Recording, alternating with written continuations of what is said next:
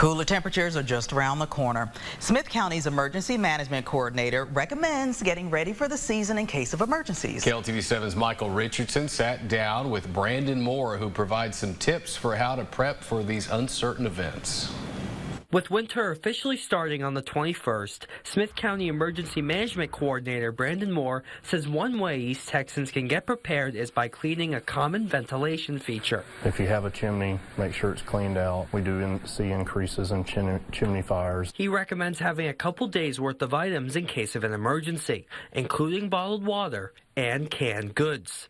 Storage doesn't just extend to food and drinks, but important documents as well. It's always a good idea to store important documents, at least copies of them. If you don't have like a safety deposit box or something, somewhere in your home that is fire safe, so a gun safe, a document safe, something like that. But it's always good to store documents to where you can get to them quickly in case you do need to evacuate your home for any number of reasons. Moore advises keeping generators outside to prevent damage from exhaust.